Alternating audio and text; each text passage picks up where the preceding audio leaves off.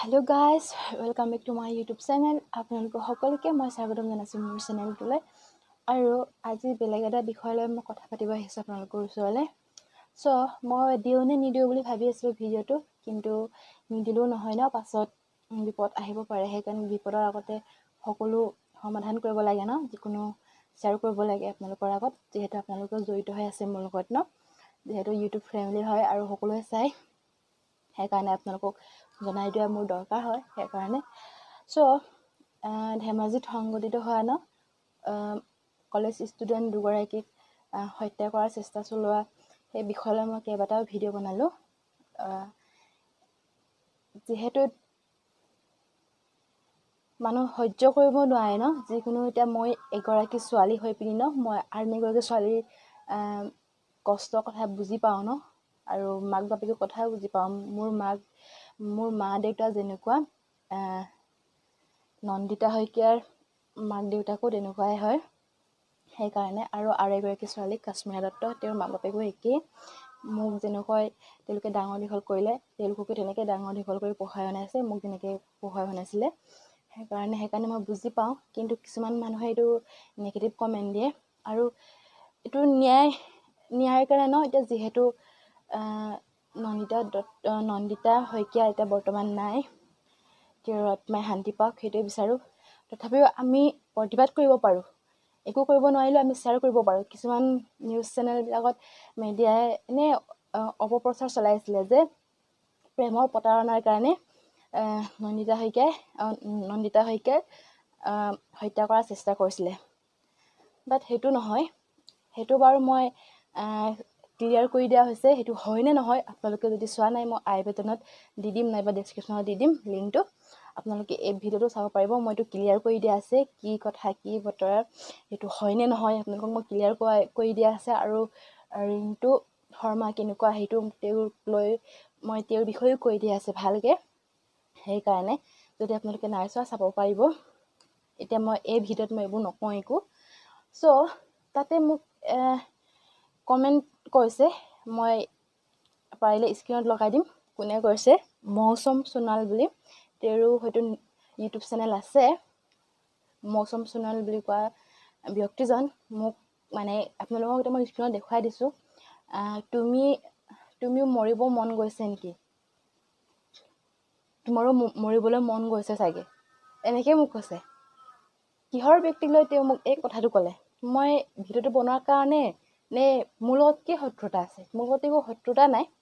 আৰু যিটো মই ভিডিঅ' বনাইছোঁ সেইটোতো একো ভুল কৰা নাই, কাৰণ এতিয়া নন্দিতা শইকীয়া বৰ্তমান নাই, তেওঁৰ কাৰণে আমি প্ৰতিবাদ কৰিব পাৰোঁ। কাৰণ যিহেতু ময়ো এগৰাকী ছোৱালী হয়, ছোৱালীক যদি বুজি নাপাওঁ কোনে বুজি পাব? আৰু যদি গোটেই মানুহে যদি এজন দুজন যদি এনেকৈ অপপ্ৰচাৰ চলাই থাকে, দোষীটো হাৰি যাব, তাৰ মানে তেওঁ কি দোষীৰ কোনোবা ৰিলেশ্যন হয় নেকি?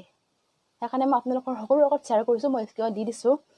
আৰু আপোনালোকে মোক কমেণ্ট কৰিব যে কি কৰিব লাগে, কি কৰা দৰকাৰ। আপোনালোকে মোক কমেণ্টত কৰিব, এই কমেণ্ট কৰাজনক মই কি ব্যৱস্থা ল'ব লাগে, আপোনালোকে মোক কমেণ্টত প্লিজ জনাব, যিহেতু মোৰ বহুত বেয়া লাগিলে। আৰু যোনে কমেণ্ট কৰিছিলে মই তেওঁক কৈছোঁ, মোৰ যদি দাদা হয় বা ভাইটিও হয়, তেওঁ যদি এনেকুৱা কাণ্ড কৰে, মই মোৰ দাদা বা মোৰ ভাইটিক হ'লেও মই ক্ষমা নকৰোঁ, মই শাস্তি দিয়াম। যিহেতু ভুল কাম কৰিছে, যিহেতু ভুল কাম কৰা মানুহ শাস্তিটো পাবই লাগিব। যিহেতু আমি যদি তেওঁক চাই থাকোঁ ন, মোৰ ভাইটি বা মোৰ দাদা বুলি শাস্তিটো কমাই দিওঁ বা নিদিয়াকৈ থাকোঁ, তেতিয়া বেলেগ মানুহো তেনেকুৱাই হ'ব চাই পিনি।